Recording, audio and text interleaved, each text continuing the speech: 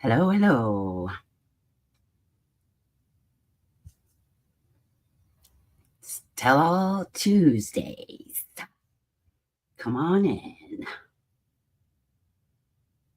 Yeah, there's nobody, but it's okay. I'll be rambling in the tube. Live on air, and the Saga reveal is ready.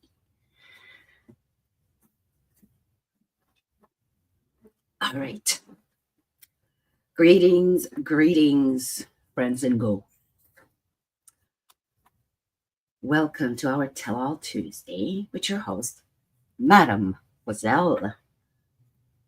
Thank you for joining.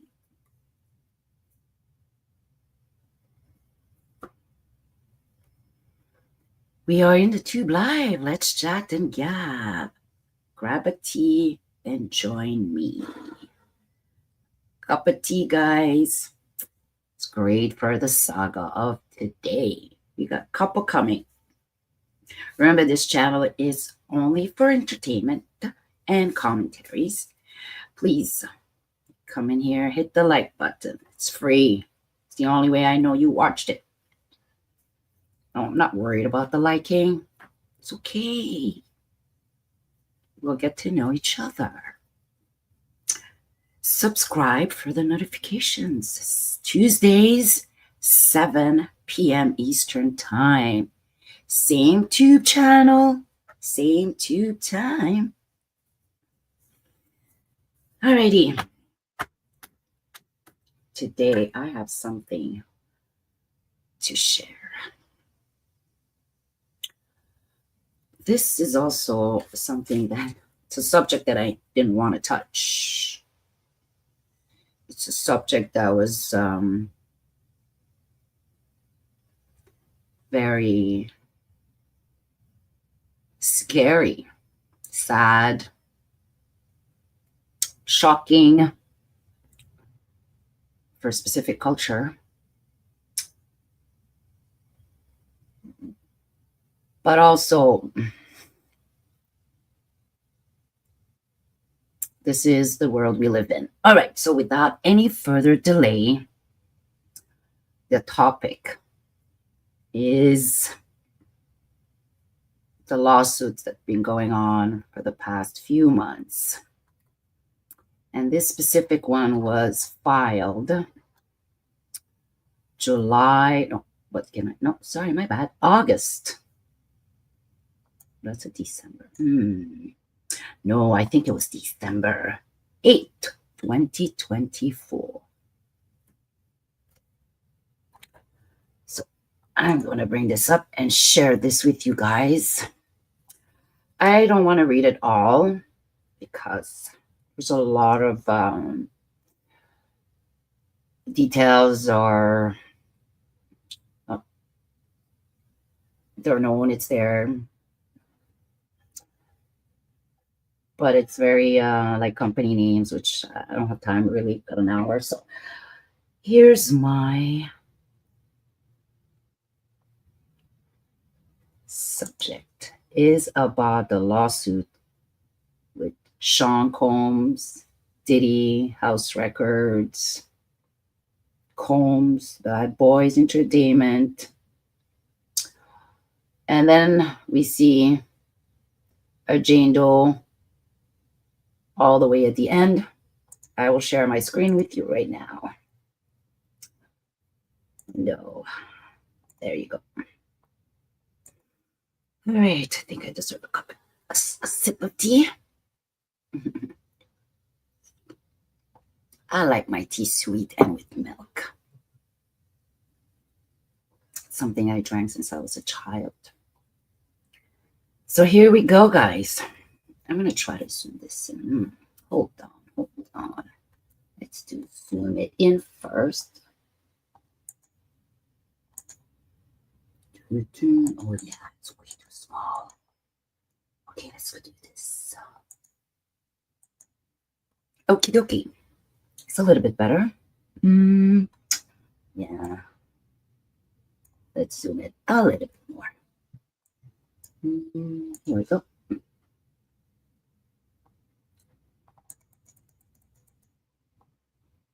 Yeah, we can make it better. There we go. Boom. Full screen. Alrighty. So let's go. This is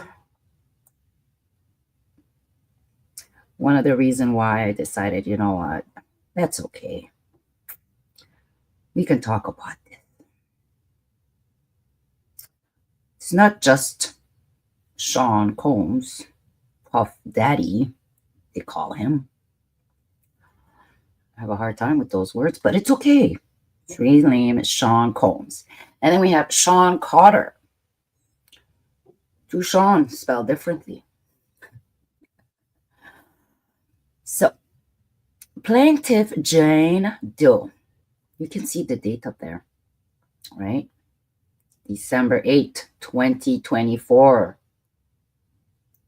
First Amendment. That means this is the second copy. And demand for a jury trial. Wow.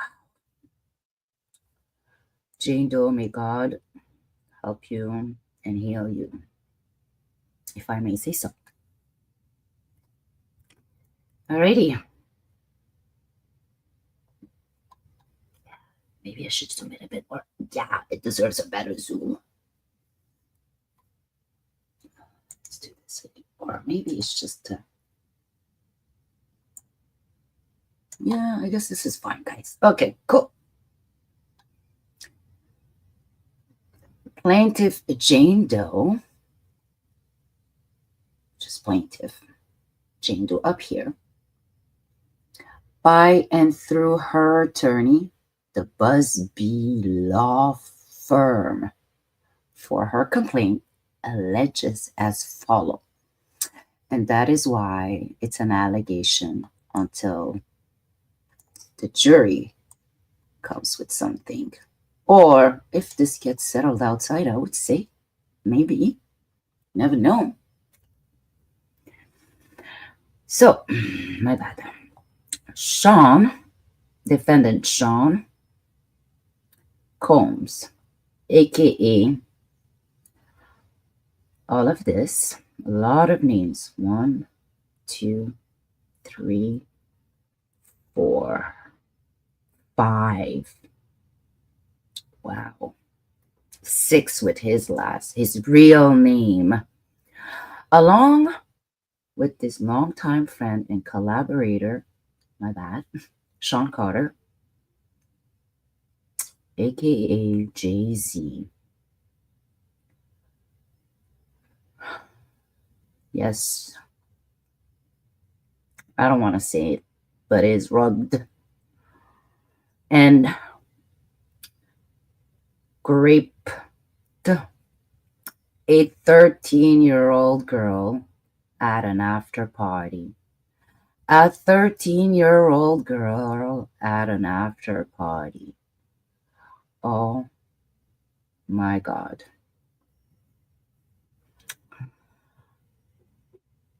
This is the only reason why I want to talk about this, because adults have the right to do whatever they do because they're at a certain age. I'm really sad for this 13-year-old when she was 13-year-old Jane Doe.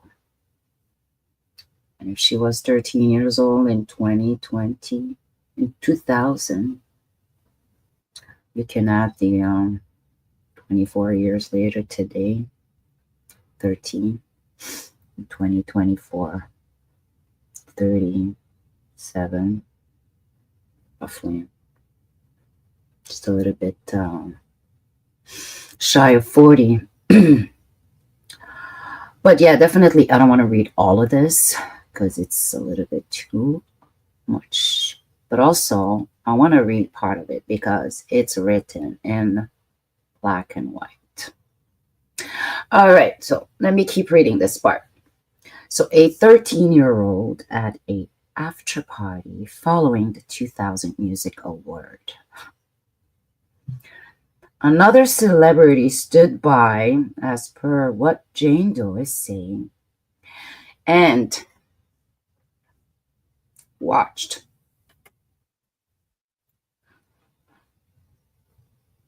I mean, I'm a person and I'm reading this and I don't like the picture that my brain is even giving me, and I just want to read it through. The reason why I'm stopping it's because I'm a woman and I was 13 years old and I don't want anybody to hurt me if I was 13 years old, especially if I was a fan of yours. Or if I liked you and I adored you and I admired you as an idol.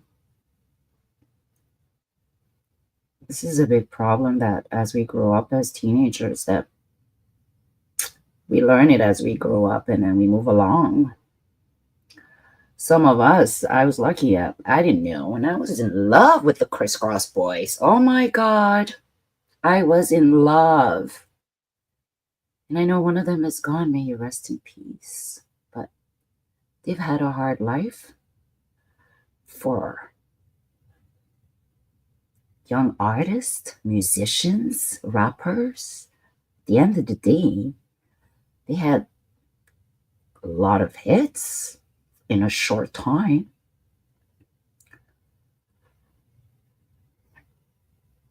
But I learned, and I was told as a young girl, like, you can't love, you can't adore your favorite athlete or your favorite actor or your favorite musician like as if they were God. You can enjoy what they're doing, but remember, it's an act, it's a song, they're people. And my hero was my dad. Let me be honest with you all. All my essays was about my dad. Every stories I could write was about my dad. And I'm proud to say I didn't have any of these guys as my idol to look up to. My father was my idol. This 13-year-old father should have been her idol. But, we're stubborn when we're 13 years old. We want to do stuff that we want to do and hide. And then we pay the price sometimes. It's sad. Whether we want it or not, it's not us only, it's other people around, good and bad. And we learn in the world how to walk, how to talk in the street, how to behave around people, how to protect yourself as you get older. And I would have loved to have been able to protect anybody at 13-year-old instead of getting them hurt. I would have never sat there and watched. But anyways, let's keep at it. So stood by and watched as Combs and Carter took turns. Whatever that word is, the minor. Today there's laws. And yeah, it's sad. Many others were present at the after party, but did not stop the assault. Combe has been allowed for years to conduct himself in this manner without any consequences. Wow. That makes me think. Just like a king in his castle with all his servants and his muses, like back in a very long time ago. Wow. Yeah. He believed he is above the law.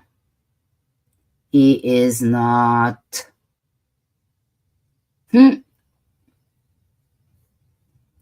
His close friend Shawn Carter has been with Combe during many such instances described herein. Both predators must face justice.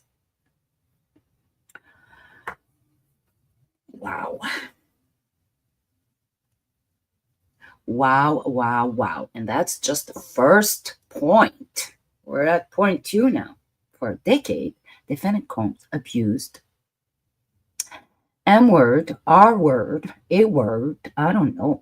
Sorry, guys. Threatened and coerced women, minors, and others for sexual gratifications, to assert dominance and to conceal his abhorrent conduct. Abhorrent conduct. Abhorrent conduct. Wow, Diddy. No wonder you don't want to stay in jail and you want to get out, of course. You're not made to be in jail. But I bet you're happy now. Somebody else is taking the heat. It is not funny. It's still your life and his life. And you guys decided to do this allegedly. All right, let's go. He accomplished these acts through a criminal enterprise built on his success as a rapper, record producer, and record executive. And that is why all of his companies have been named Bad Boys Production LLC, Bad Boys Entertainment LLC, Bad Boys Record LLC, Bad Boys Book Holding Inc. Wow, all the way to the entertainment and holdings.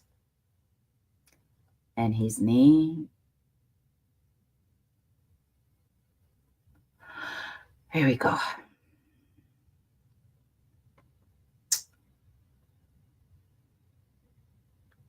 He accomplished these acts. Yeah, we read that part. Yeah.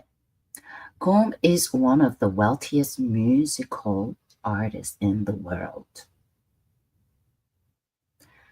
Behind the facades of being a three-time Grammy Award winner, discovering and developing multiple famous artists, and ranking on Forbes lists of the highest paid entertainers in the world, there existed something sinister. A dark underbelly of crimes.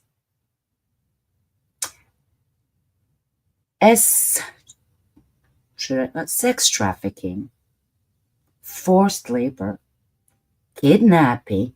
Hey, Caesar! Not even Caesar. Yeah, Caesar? No, before that. Oh, Lord. King Diddy, bribery and prostitution.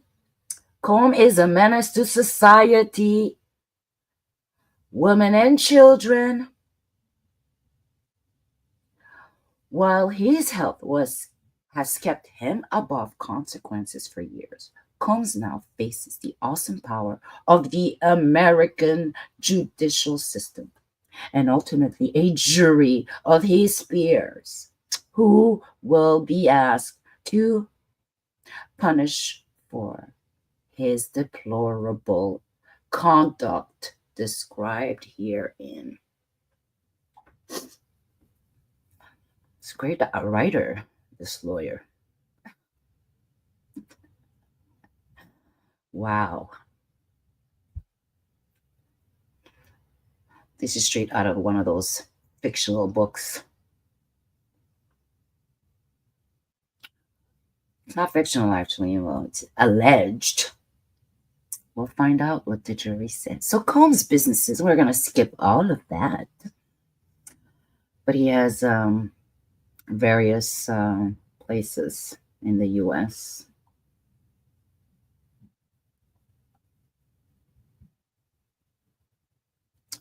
Combs, here we go. Let's add this part.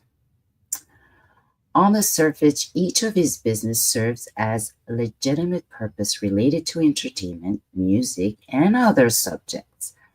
But in reality, Combs, by and through himself and his agents, employees, and contractors. That's why all the companies were named. Oh my God. Use these businesses to sexually assault. Sorry, I say. Abuse, threaten, coerce hundreds of individuals through sexual quid pro quo schemes. Wow, this is deep. What does this bring me back to? The pimp days. 80s, right? Maybe 70s time. Wow. Allegedly, this looks like it.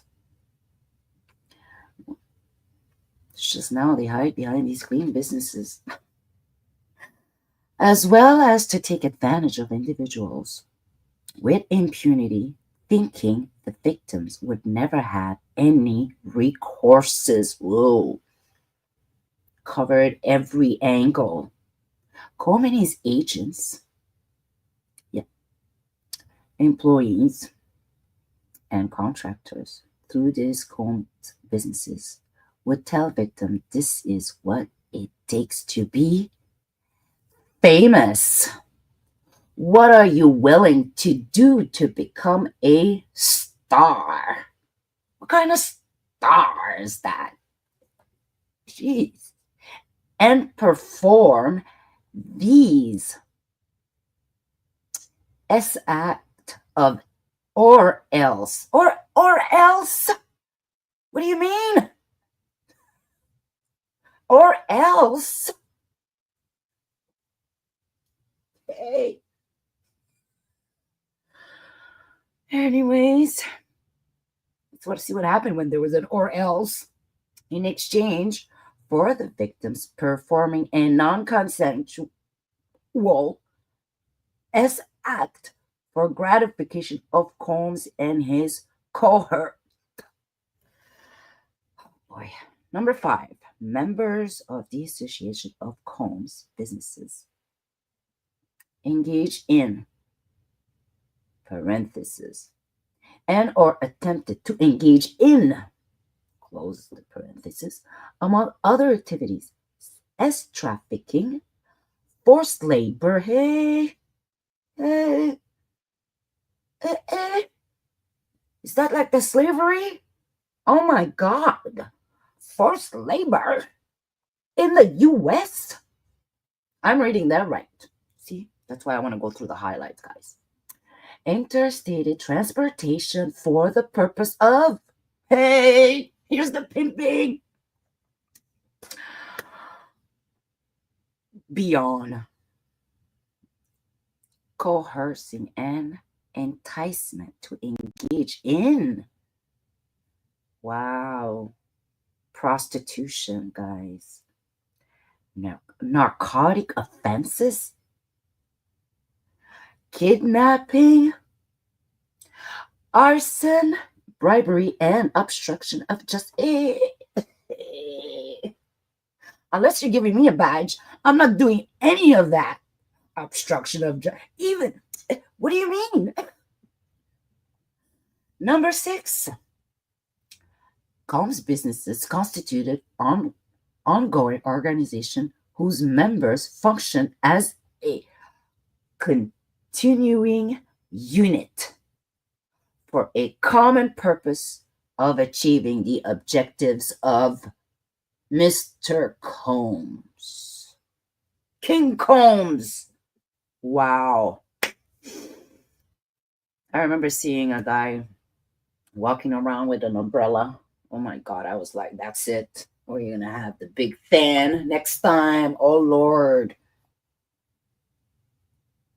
I mean, why do you want another person to be like that? Instead of giving back, you want to take from people? I mean, forced labor? Interstate? Hey, where was the border people? Number 7, Combs pers- pervasive history of SA and violence. Allegedly, number seven, for years, Combs and his business engaged in a persistent and pervasive pattern of abuse towards women, men, and minors. Toward women, men, and minors. To every human being around. That's why he's a menace to society, he wrote above. To everybody, to even his employees. He caused all of this. People people are people are just like me, probably starting to digest this. And Combs, and then you want to add JC now? This abuse was at times verbal, emotional, physical, and S word. As part of the pattern of abuse, Combs manipulated both men and women to participate in a high orchestrated performance of S activities with both commercial S workers and unsuspected partygoers.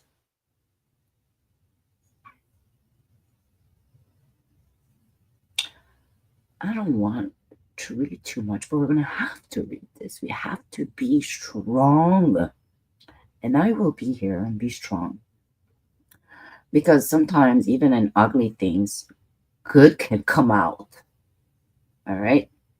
Whatever it is, there's always something good that will come out.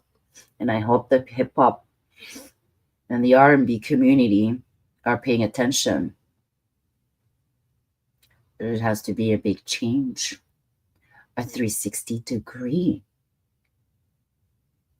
The music is not what it used to be. The message is not what it used to be. So that's what happens when you get Diddy as a producer. Come on, we need the other producers.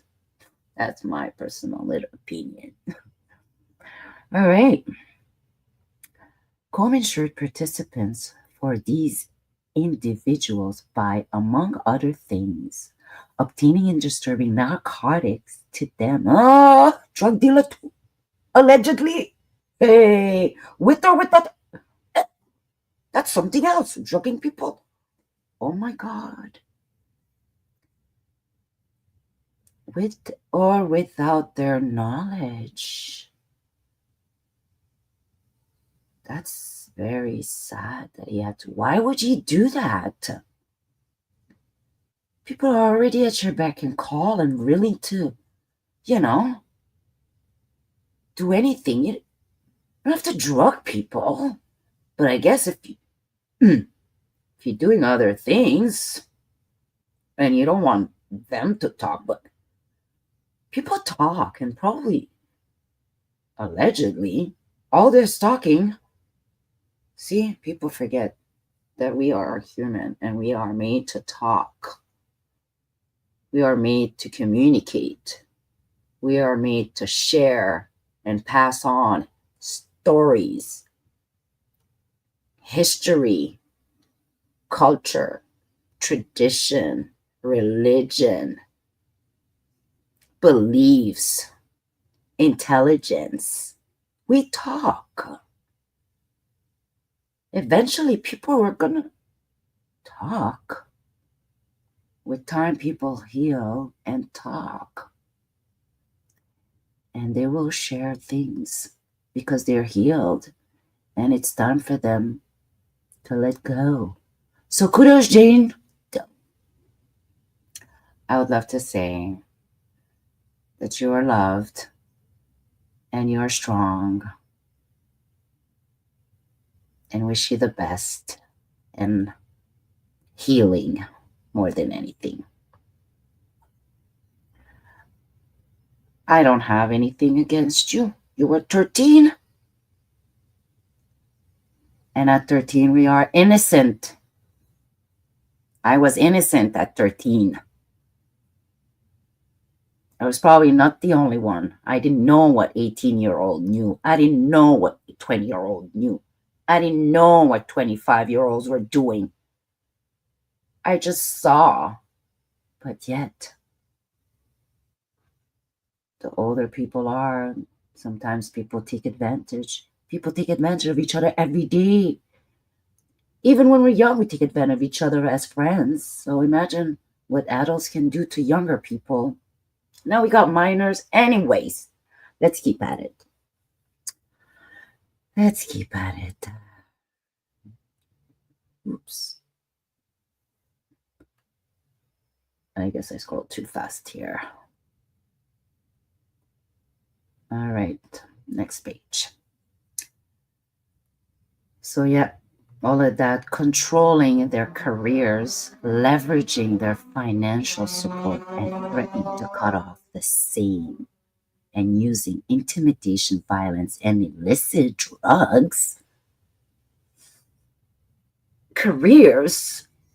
There's a lot of people that I used to love to listen to when I was in my teens, and I don't see them anymore. One of my favorite was Tevin Campbell, and for the longest time I've wondered, and I'm going to let you go if you guys are curious and if you know about Tevin Campbell.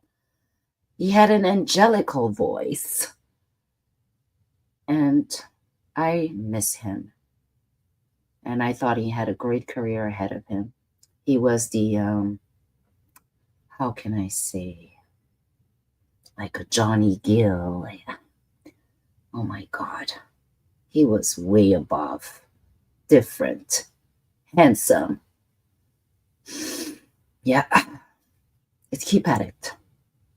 So Combs particularly fancied to use the use of the popular date rape drug, Refinol. Really? You have to roof your combs. Or GHB, but your combs. You don't need drugs. You know why? Drugs are, I wonder how he's thinking in his head. He didn't feel loved by people. He must have had quite some stuff to deal with to be this kind of person. This is a very controlling behavior for me personally. Wow. To commit heinous, non-consensual acts of S violence and the R grape onto countless victims. Combs often would secretly use the drug in an alcohol beverage. Hey! My God, my God. Yeah, I've seen that happen to friends of mine. Yeah. Was able to ask a friend to drive the car and take us all home. I dropped them first, left our car, took a taxi. I helped chip in, and he was very nice. I still didn't know him much. I only knew him from school, and he was the only person I knew. And my two friends were drugged. As soon as we got into the car at the end of the night, my friend pretty much had slow reaction, slurry conversation, started the car, and I knew right away, oh no, oh no. After she started the car, I asked her just to stop, and I told her, you don't look good. Something happened. You can't drive your car. And she said to me, I can't. And I was like, okay. Yeah.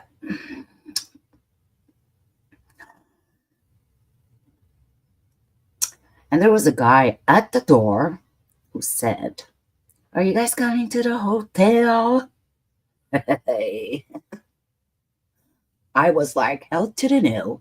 I'm taking these girls home. just by the way they were walking, the way they were talking. And they were actually like, yeah, let's go to the hotel. And I was like, no, no, no, ain't no hotel. We're all going home. That's what happens when you go sometimes in places with people that you're not always very close with, familiar with, know their habits, knowing their surrounding, right? All right, let's keep at it. So yeah, he would put alcohol and the drugs in an alcoholic beverage served as his at his parties. Partygoers were forced. They were forced. Hey, guys, I gotta tell you. Cat Williams said, if you're ever invited, I was like, yeah, someone else. Anyway, someone said, if you're ever invited to a Diddy, well, Lil Wayne. You're ever invited to a Diddy party, you gotta say no. There you go. Now I know why. Now I know why. So the partygoers were forced to consume the alcoholic beverage containing GHB either prior to entering or while at Combs' party. There are also allegations, yes, because these are allegations for now until the evidence and the proofs comes to court. If they do go jury trial. So these are also allegations of Combs dousing victims in lotion or similar body oil. Oh my God. Also laced with GHB so that the drug would be absorbed through the skin. Well, this guy is a chemist too. Who came up with this stuff? This is bad. Through the victim's skin. Make it easier to assault him or her. Wow. So I wonder, would they be like, sort of like, no? Very strange. Very strange. GHB. Further, it is well known that Combs had a practice of lacing water bottles. Even hey, this guy went all the way. Lacing water bottles, guys. Let me keep an eye here for the comments. So I don't lose track, guys. I don't want to miss anything. Awesome. We're good.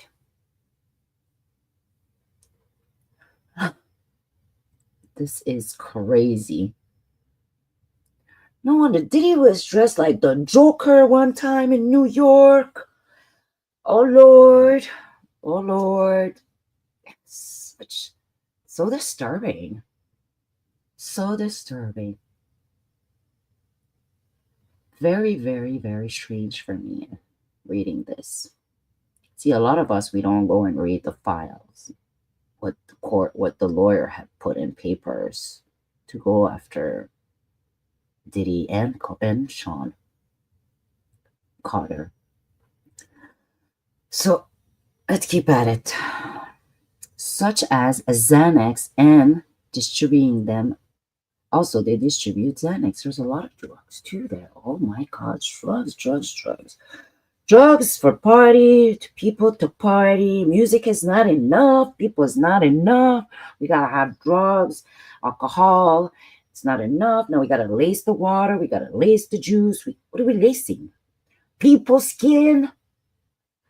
This is sad. Diddy did not have to do any of this. He could have had a beautiful life if he wanted to be a good human being. A respectful man and have the respect of the community. Just like R. Kelly, I wonder how is this going to be for the community, the music community specifically. I would take advantage of this and run with it. Let me tell you, guys, run with it. Maybe we can come with stuff that are way nicer, better, more soulful, less trashy and ugly and sad and disturbing. All right.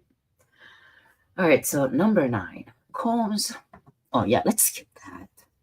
There's a lot of these abuse. If you guys want to read this, please be my guest. Go online, type PDF, Diddy lawsuit, and Shawn Carter. It will come up. Just within few minutes, you will find it.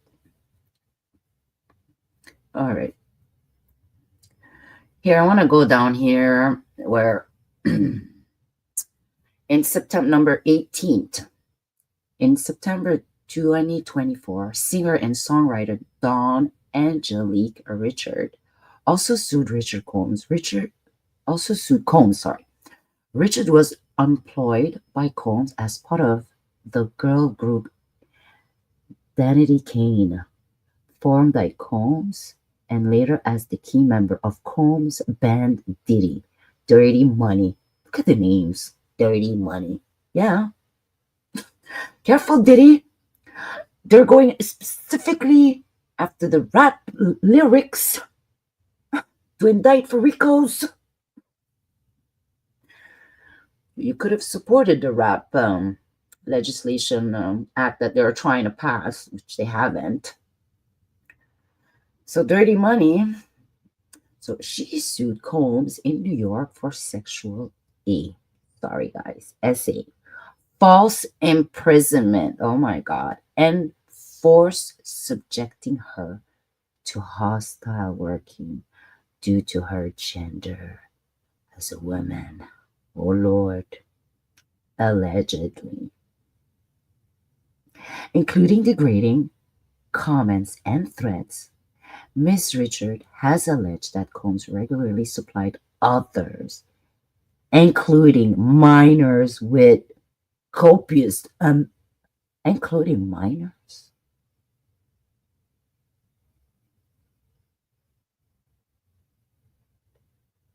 Yeah, with copious amount of drug and alcohol, and subjected them to acts while they were sedated and or unconscious due to the drug and alcohol. It's not just one or the other, it's both of them, so that he gets. Wow, this is sad. This is sad, sad, sad allegation. Horrible allegation. Disgusting allegation. Disturbing allegations. But none the matter. It's here and it's black and white. All right. So again, in September 2024, a federal grand jury in Manhattan indicted Combs and charged him with sex trafficking, racketeering, and the creation of a criminal enterprise in which he abused, threatened, and coerced women and others around him to fulfill, his desires, to fulfill his own desire and protect his reputation and conceal his conduct.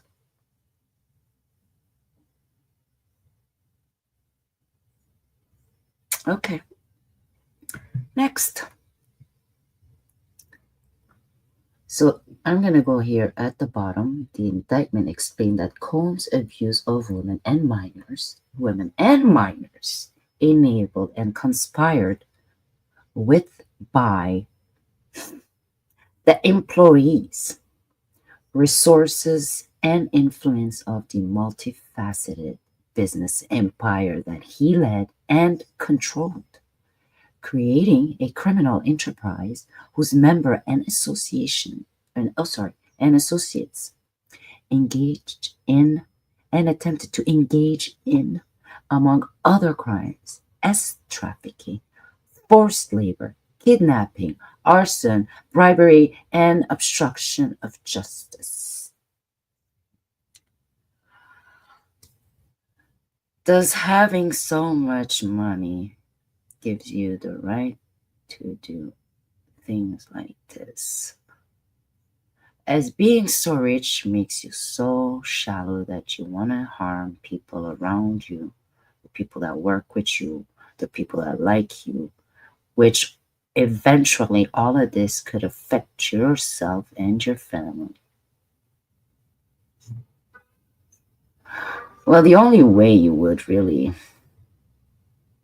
not do that is by being already a good person in your own mind, in your own heart. If those two are disconnected, then this is what happens.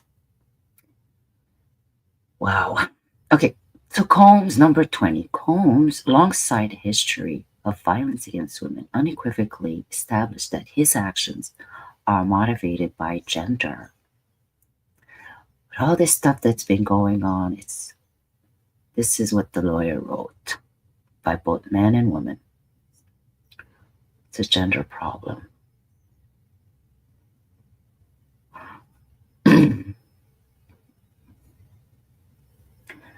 Combs has a profound contempt for women. Wow. It's your mom. You have a mother. You have daughters. Huh? You wouldn't be here if your mom didn't carry you. Sorry, but that's how it works.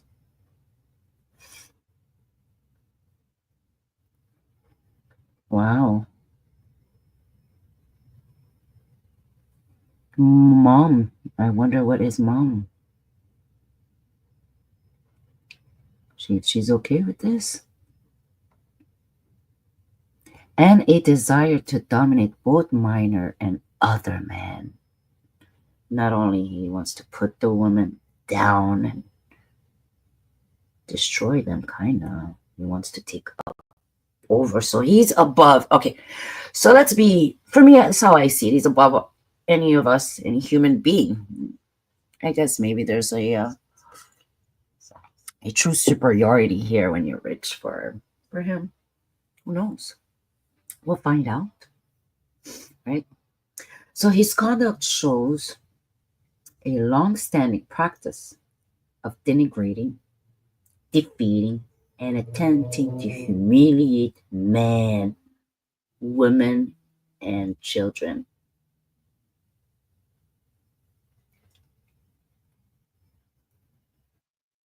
Why? Hmm.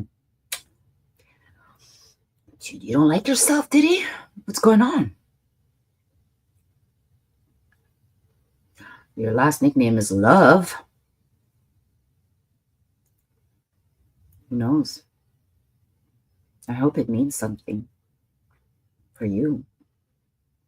Because you need to love yourself. So his practices and desires are different from men, women, and children. Wow. But his actions are unequivocally motivated by the victim's particular gender and age. Hey. Anyway, I'm going to go down to 21 now. Plaintiff allegations herein substantially minor Combs' prior conduct as established through criminal indictment and other lawsuit. Through this case, plaintiffs seek a full measure of justice from a man who, through his power, money, and influence, rendered him untouchable. Oh, for sure. For sure. And more than that, plaintiff joined many other victims by filing this complaint in hope their common voice make it possible for Combe to assault another person ever again. Good job. Good job to anybody that things like this has ever done to you for coming forward and not be thinking that people are untouchable no matter who they are.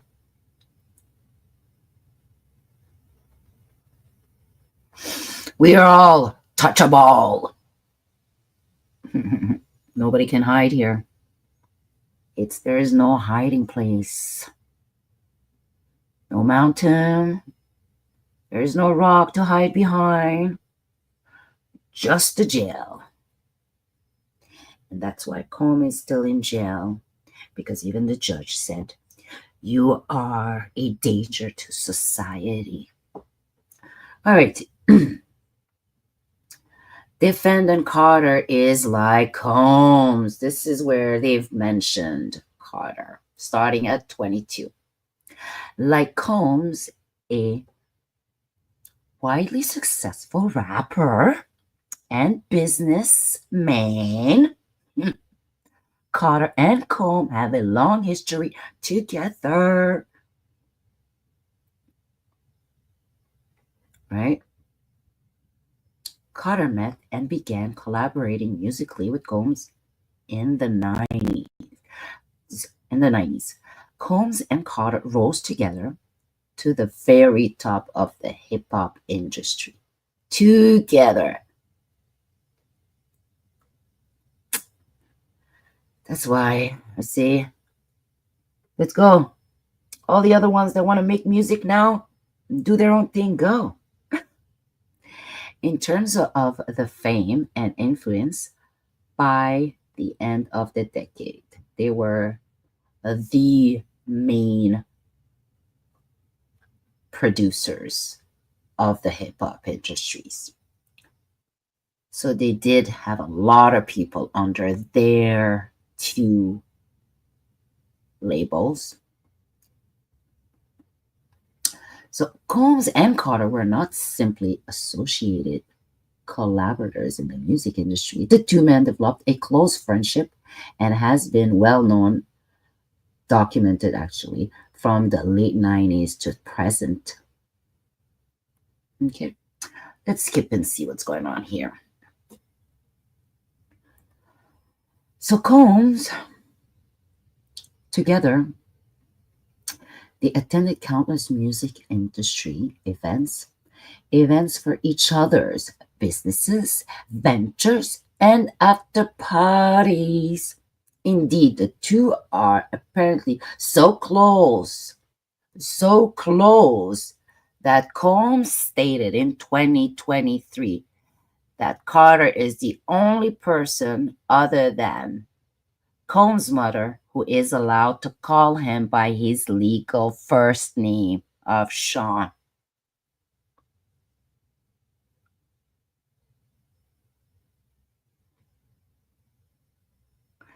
What does that say about this person?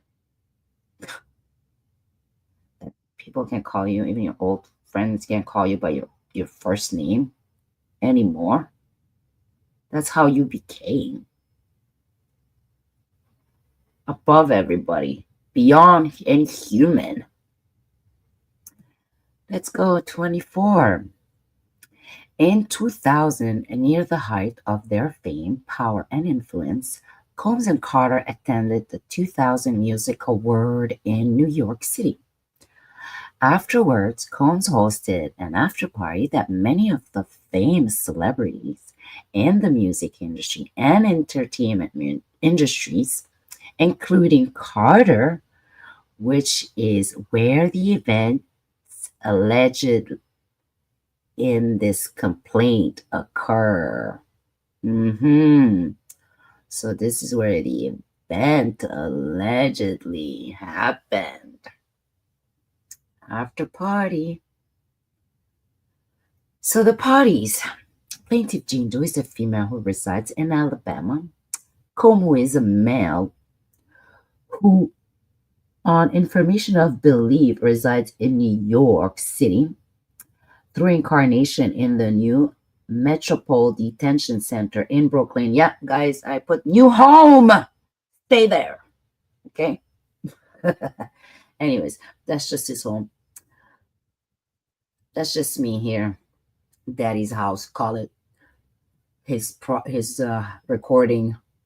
Let's skip. There's a lot of detail about the businesses here, but I want to go down here. Comb used the Daddy's House brand, stature, and their ownership and titles at Daddy's house to commit the unlawful sexual violence against plaintiff Jane Doe, described here in. Alrighty. And at the bottom, 29, as part of his renowned Bad Boy record label and brand, Combs has established several corporate entities, of course, and blah blah blah blah blah blah blah blah blah. On information believe all Bad Boy corporate entities are altered egos for Combs. All Bad Boy corporate entities are alter ego for Combs. Alter ego, guys. Like, and controlled and or directed by Combs. That's why all of those company names are in there. And or were established or used by Combs for the purpose of moving. Here it comes. Disposing of and or insulating his asset, including connection with his crime activities, and to avoid liability. Things don't always stay hidden forever. Right? The US government is good at finding out stuff. On information and belief, all active Bad Boy entities are now owned and controlled by Combs and or by Combs Global. Combs use the Bad Boy premises, recording studio, and their ownership and title at Bad Boys to commit the unlawful violence against plaintiff hereby. I don't have to skip this, guys. But A, B, C, D, blah, F, all the companies. And then I go to 33, where defendant Shawn Carter is a male who, on information and belief, maintained residence in both New York and Los Angeles. Defendant Carter is more commonly known by his first name, industry name, Jay-Z. Carter was identified in plaintiff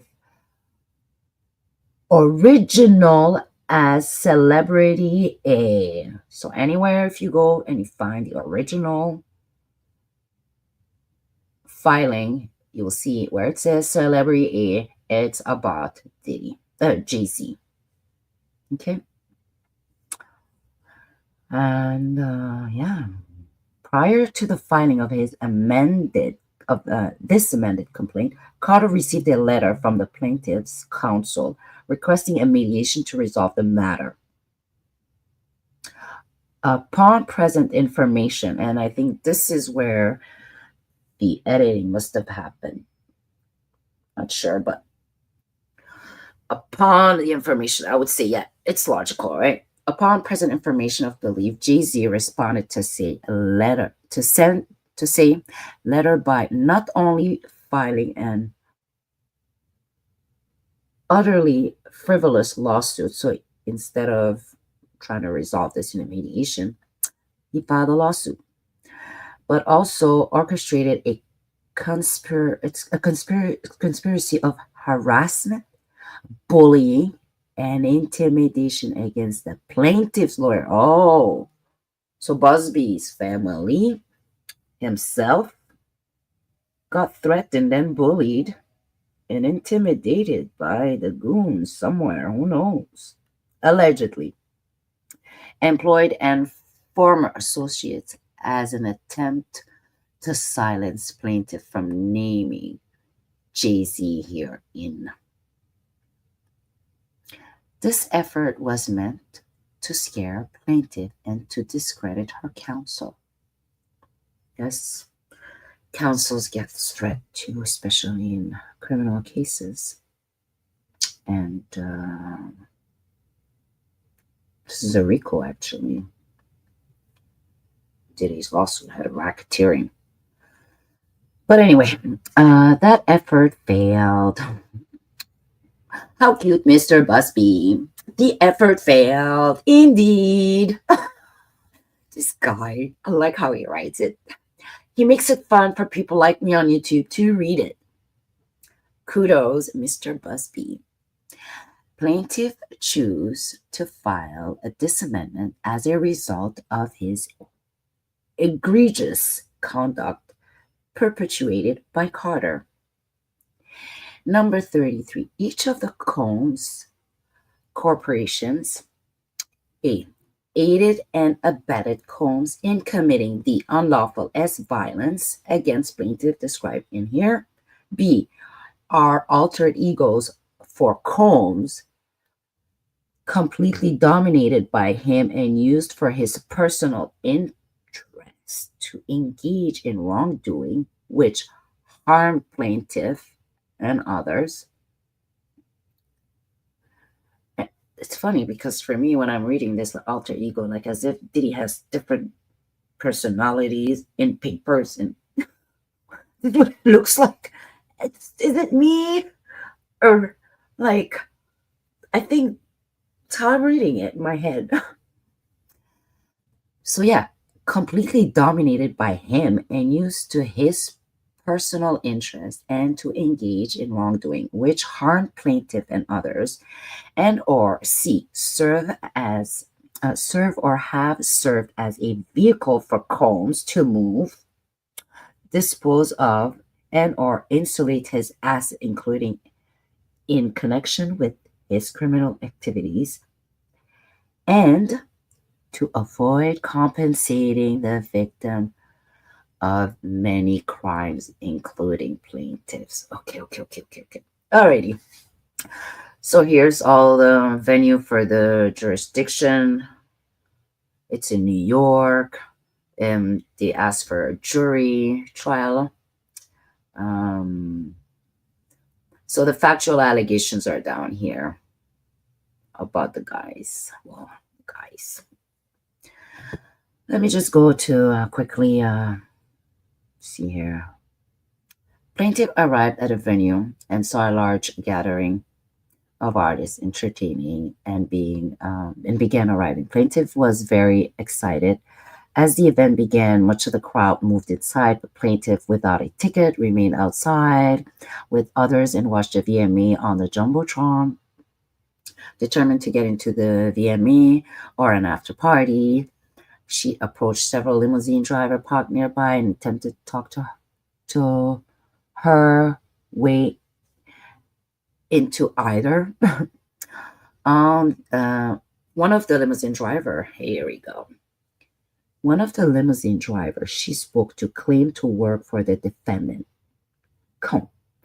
The driver told her that Combe liked younger girls and said she fit what Diddy was looking for. Brackets here. And while not allowing her into the award, the driver invited her to an after party. Yeah, so that's why the driver, you have to go find this driver. She's talking about, we did this, blah, blah, blah. And that's why all these companies are attached to Diddy because everything is under other companies. And through time, he renamed and had other companies so he could hide things or not, allegedly. Anyways, so later that evening, plaintiff excitedly returned to the same location, waited for what seems to be her a long time. The driver eventually returned and drove her what he described as an after party. After approximately 20 minutes, plaintiff arrived at what she believed to be A large white residence with a gated U-shaped driveway. One side, two men asked plaintiff to sign a document plaintiff did not read, but which she now believed to have been a NDA, non-disclosure agreement. 13-year-old.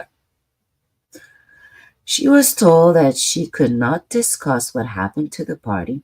She gave the man her name and signed the form, but yeah, did not receive a copy. And I just,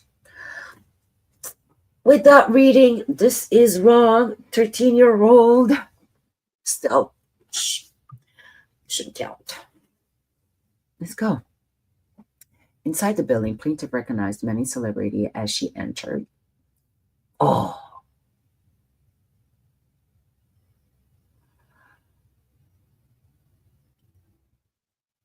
let me do something here.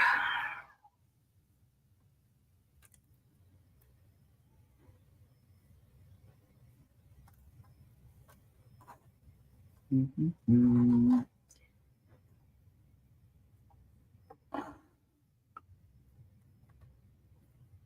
Just gonna close my screen because I gotta figure out something here. Mm-hmm. Okay.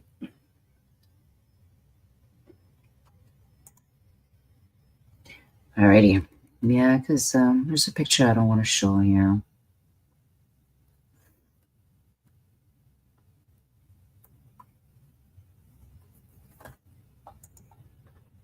I'm just gonna go through this part quickly.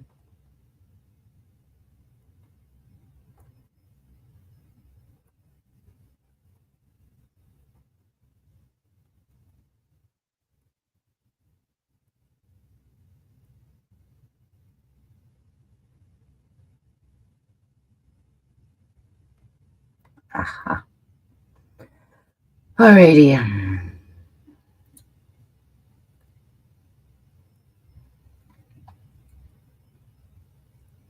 So inside the building, plaintiff recognized many celebrity as she altered what appeared to be a large living room, a foyer containing a large crowd. Plaintiff attempted to mingle in the crowd and talk to several of the celebrity that she recognized and whom she had wanted to see at the VMA.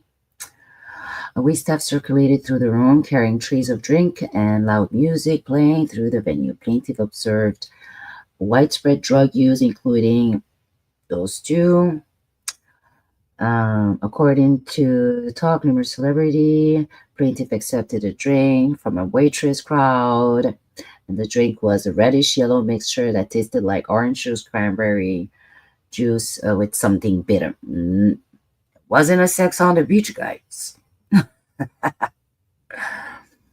Anyways, after drinking just a portion of the drink, plaintiff 13-year-old began to feel woozy and lightheaded, making her need to lie down. So this is wrong. This is GHB drink. Looking for a place to rest, plaintiff walked down and appeared to be a hallway containing several rooms. She entered what appeared to be an empty bedroom so she could lie down for a moment. She did not lock the door. The room contained only a. Here, I'm going to bring it back now. Here's a picture that I don't want to be in trouble for. Alrighty. Here we go. So she could lie down for a moment. She did not lock the door. The room contained, only a large bed with no furniture and of any other kind, television or other. Interesting. Soon after, Combs entered the room along with defendant Carter, and they The celebrity B now. Oh boy. Plaintiff immediately recognized all three. Combe aggressively approached the plaintiff with a crazed look in his eyes, grabbed her, and said, "You're ready to party." Combs then threw plaintiff towards a wall, causing plaintiff to fall. Plaintiff got up and stumbled. 13-year-old. Keep that in mind. To which point Combs grabbed her and threw her on the bed. "You are ready to party." Remember, he said that earlier. At that point, Carter began removing plaintiff's clothes as she grew more and more disoriented. The drugs were affecting her. Oh my God. Plaintiff was held down by Carter as he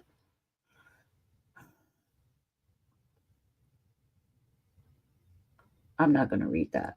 While Combs and Celebrity Bay watched, B and Shawn, Carter, Jay-Z watched. After Carter finished, he stepped back towards the wall. No. Plaintiff was, no, sorry. Let's start over, guys. 55. Plaintiff was held down by Carter, and he raped her while Diddy Kong and B watched. After Carter was done, his body, his freak out, he stepped back toward the wall. The wall. I don't know what these people are doing. Then the other one stepped forward, and he commits the same stuff while Carter and B watch. Who's this female B? I don't want to think about it. It better not be what I'm thinking. If it is, it better not be. But guess what? We're ready for whatever it is at the end of the day. So far, it's beat 57. Combs then knocked plaintiff down and attempted to force plaintiff to do some. Oh, she fought back, standing up quickly and punching out. Good 13-year-old at the same time. Punching and kicking, hitting Combs in the neck. Taken aback, huh? Taken aback by a 13-year-old, huh? Taken aback. Combs stopped his attempt. He stopped. When Combs backed away in surprise, plaintiff grabbed her clothes and shoes. I think the reason why he was stepped back and he was taken aback is because the drug didn't work. It wasn't enough. She didn't drink enough. 13-year-old was lucky. In a way. She didn't drink enough that she was able to fight back, standing up, kicking and punching out. At 58, when Combs backed away in surprise, plaintiff grabbed her clothes and shoes and ran out from the bedroom, holding her dress in front of her like a towel. She ran around the residence until she found the front door and was able to leave. The after party bullshit party. No party. It's no party for you. 13-year-old. That's why you should not let your 13-year-old Doherty's man. Although there were another guests still at the party, no one appeared to take notice of the plaintiff's distress or attempt to help. Very surprising, but yeah, that's what it says. I'm going to skip this. Plaintiff put her clothes back and left in at night. You know, she ran away. She kept running to the gas station. And the female clerk noticed her She couldn't lie down. She saw what happened. So let me go back. Hmm. Female court noticed her. Okay. Distressed and allow her to use the phone. Okay. That's at the gas station. Plaintiff called her father, admitted that she had lied about her whereabouts, and asked him to pick her up. And daddy to the rescue. I love that. Plaintiff's father arrived to pick her up shortly before dawn. After the assault, plaintiff fell into a deep depression.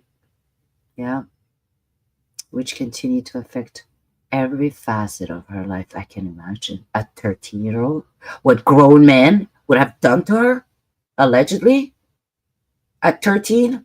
Hey, hey! Plaintiff suffered from post-traumatic disorder and a seizure disorder caused by stress and trauma. 13 years old. Plaintiff has difficulty maintaining normal relationships and lives largely withdrawn from society. All right. So in the US, there's crimes against people, crimes against gender, women, kids also. Specifically, if the crime is motivated by gender, there's an act, the VGMVPA, which is the Victim of Gender Motivated Violence Protection Act. That's where they're going to charge defendant Coleman Carter. All right, so I'm going to stop this one here. There's way more. It's like many pages, and it's very heavy. So I did more than an hour already. Let's get out of here. And maybe I can come back to it another time. But we'll see. All right.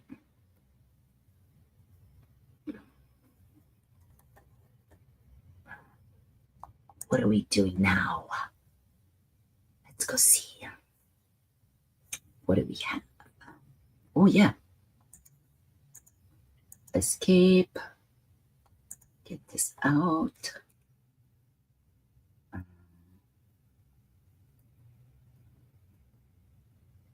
Oh, haha, I got something interesting that I was like, no brainer, guys. The veteran in New York.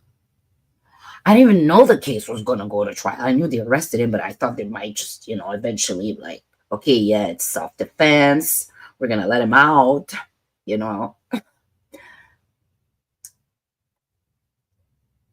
Not guilty. All right. So I just wanted to share this with y'all. Let's go find it.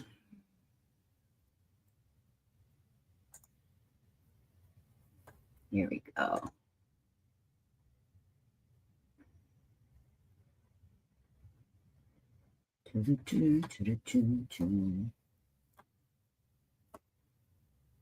At the stage.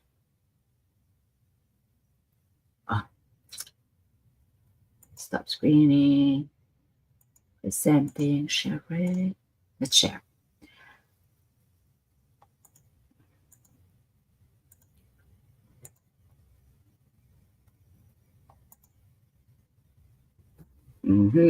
Okay.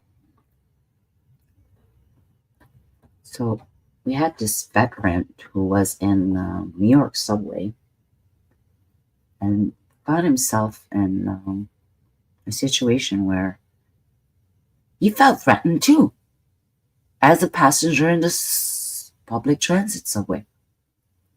So let's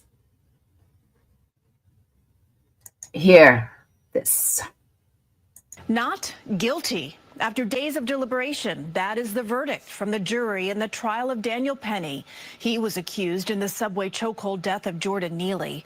We have team coverage here for you tonight. Investigative reporter Tim McNicholas has a reaction from both sides on the verdict. Let's begin with Alice Gaynor, who was inside the courtroom. I was thinking it was definitely going to be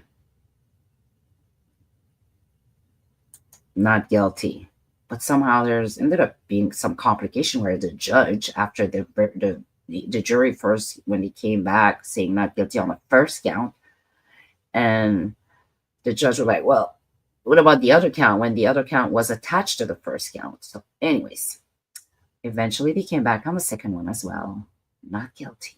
Every step of the way. Alice. Christine, normally it's supposed to be quiet in a courtroom when the verdict is read. Not today. Court officers struggled to maintain control due to so many outbursts. Some loudly cheered and applauded. Others, like Jordan Neely's father, were angry. He was kicked out of the courtroom for yelling after the verdict was read. The jury found 26-year-old Daniel Penny not guilty of criminally negligent homicide in the death of 30-year-old Jordan Neely. On Friday, the judge dismissed the top charge of second-degree manslaughter after the jury sent 2 notes saying they were deadlocked. Monday morning, they began deliberations on the lesser charge. When you have a jury, or members or all of the jury, who ride that subway car, they put themselves in the shoes of the reasonable person. What would a reasonable person do? On May 1st, 2023, Neely entered an F train and, according to witnesses, was acting erratically, screaming threats at passengers. Some said he threatened to kill. Penny moved to restrain him. He said, I'm willing to die, I'm willing to die. It took police more than 7 minutes to arrive, EMS 20 minutes. Throughout the trial, the anonymous jury of 7 women and 5 men took notes. Prosecutors called more than 30 witnesses to the stand, including Penny's Marine Corps martial arts instructor and the medical examiner who performed Neely's autopsy and ruled his death compression of the neck, chokehold. The defense called under 10 people to the stand, including Penny's mother, sister, and a forensic pathologist who contradicted the medical examiner's ruling on Neely's cause of death, telling them he believed the cause of death was the combined effect of sickle cell crisis, the schizophrenia, the struggle and restraint, and the synthetic marijuana. Jurors also saw autopsy photos, some of Neely's psych records, and the bench warrant out for Neely's arrest. Prosecutors argued Penny had good intentions, but used way too much force for way too long. Nearly 6 minutes, they said. The defense said it was just a hold. And I kind of came like this. Okay. Did you apply pressure, Daniel? No, I wasn't. I just wanted to keep him from getting to people. Alice, you reported about reaction from people inside the courtroom, but what about Daniel Penny himself? Could you see his reaction today? So he usually sits staring straight forward. I did catch a glimpse. He turned his head to the side and he appeared to be smiling. That's the first visible reaction I've seen from him this entire trial. I want to bring in my colleague, Tim McNicholas, for more on reaction from outside the courthouse. Tim. Alice, let's start with what happened just before the verdict. Police actually had to use barricades to divide protesters who supported Daniel Penny and those who opposed them. After the verdict, Jordan Neely's father, Andre Zachary, stepped outside and said he is hurt by the jury's decision. What's going to happen to us now? I had enough of this. The system is rigged. Come on, people. Let's do something about this. Minutes after the verdict, protesters showed their frustration, as did Dante Mills, an attorney who is representing Zachary in a lawsuit against Penny. The family's hurt. I promised this family that we would get justice. We're still going. See? This lawyer promised, or you can't promise anything. You're not the juries of these peers. You're the lawyer. You're supposed to do your job to the best of your ability. You know, you can't come up with stuff. But it's sad. His dad is very sad. And you know what? With all his health issues, maybe they could have helped him a little bit before. Right? We gotta help each other. same time, you can't put somebody in jail just because, it's self-defense. And again, I was not in court. I didn't see all the evidence, but the jurors did. And the jurors that's their responsibility. And the evidence shows, right? There's no other choice here. Everybody has to follow what's in their face. You can't come up with anything. You can't just be nice with someone and give them what they want. It's, it is fair as much as people think it's not fair. It's not fair when it doesn't go our way, but that's not how it should be. Nothing should always go our way. You learn in life. All right. So this is one for today.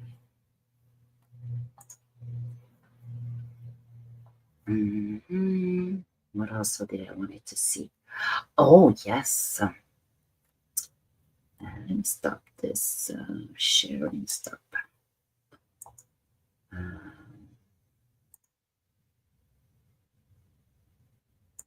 Hold on. Let's get over here.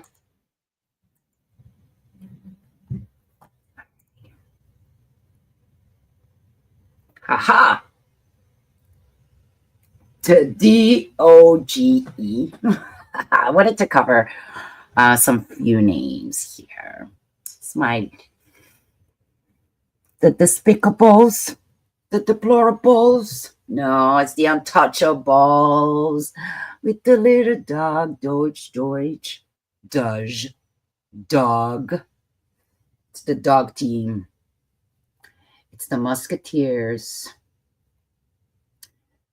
All right, guys. So there's some announcements.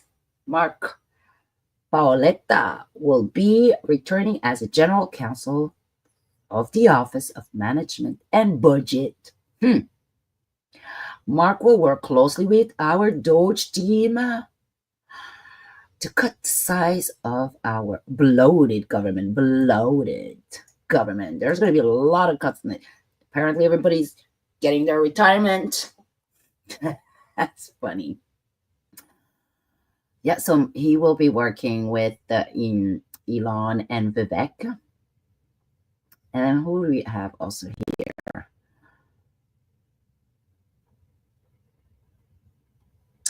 Harmeet Dylan as Assistant Attorney General for Civil Rights of the U.S. Department of Justice. Through her career, Harmeet has stood up consistently to protect our cherished civil right.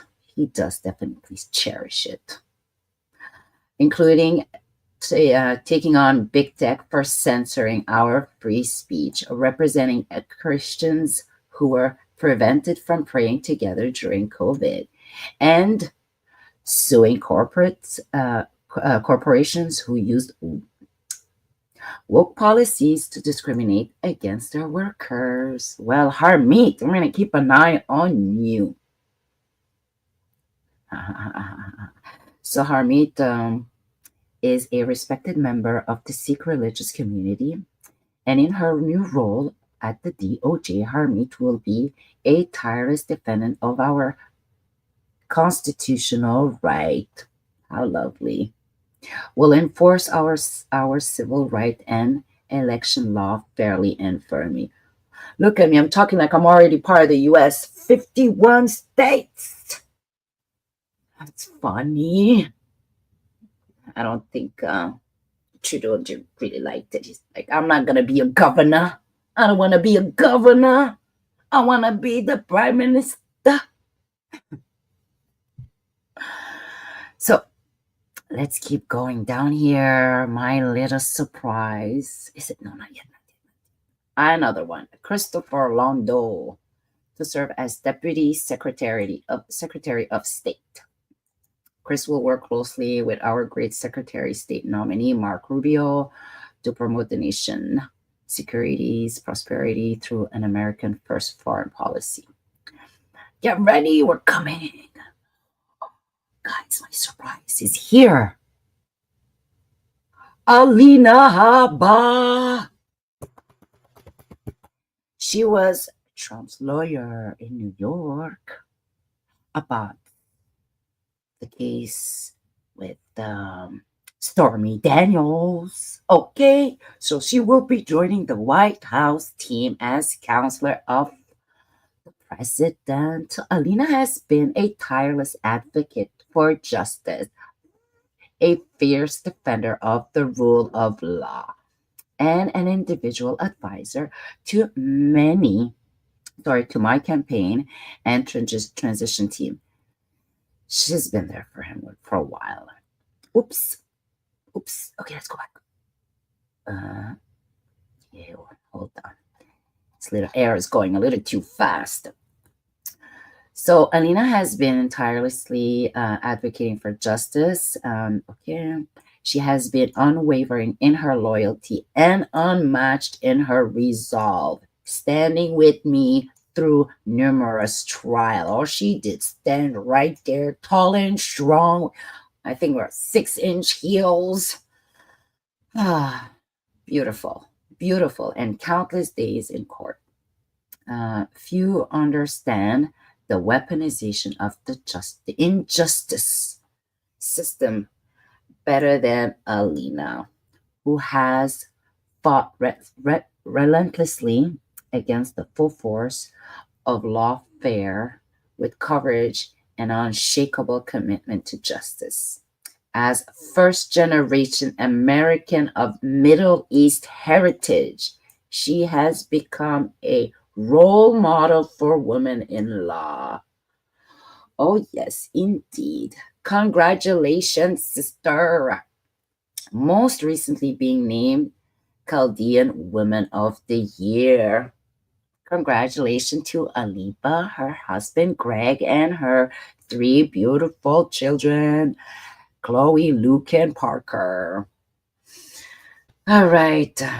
And my favorite one, too, Peter Navarro. Peter Navarro, a man who was threatened or was treated horribly by the deep state. They actually put him in jail. And he got out just in time for Trump's inauguration. Or what else would you like to call it?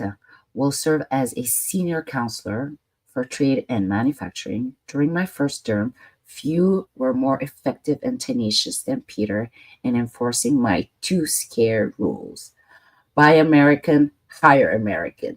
He helped me renegotiate unfair trade deals like NAFTA and Korea's US Free Trade Agreement chorus and moved every one of my tariff and trades action fast.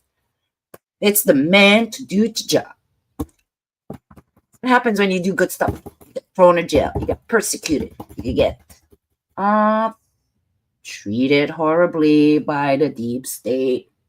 Hey, so the senior counsel position leveraged Peter's broad range of White House experience while harnessing his extensive policy analytics and media skills. His mission will be to help successfully advance and communicate the Trump manufacturing, tariff, and trade agenda.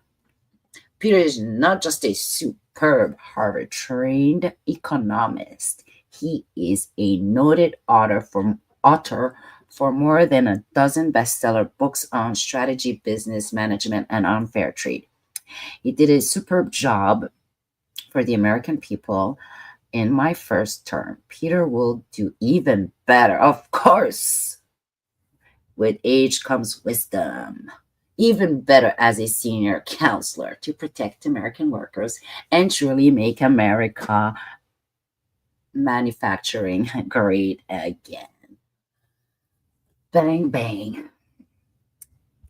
Sorry, I didn't miss the screen, but I forgot. Next time. What else should we check on? I guess it's it for today. With that, I'm going to put an intro for you guys. It's done with AI Suno. Let me just put the banner so if you guys are interested.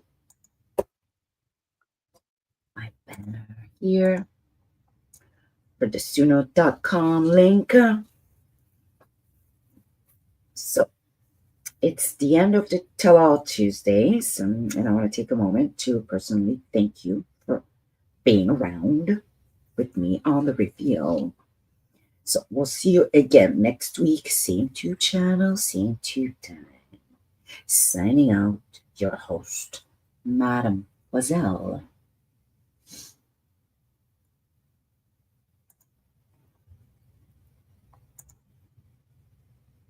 La lumière danse dans ses yeux, elle cache un secret en Dieu. Chaque matin un nouveau mystère, mademoiselle vit sans frontières. Les rues murmurent des contes d'ombre, elle marche comme un rêve sombre. Tous les jours un chapitre écrit, des légendes que le jour nie. Oh mademoiselle raconte la saga, les histoires que personne ne voit. Dans la nuit tu dévoileras les secrets cachés sous ta soie. Un sourire garde des énigmes, des mots doux aux limites abîmes. Elle joue avec le quotidien, transformant tout ton destin. Les reflets cachent des vérités que personne ne peut interpréter. Dans son regard mystifié, un monde entier à déchiffrer. Oh mademoiselle raconte la saga, les histoires que personne ne voit. Dans la nuit tu dévoileras les secrets cachés sous ta soie.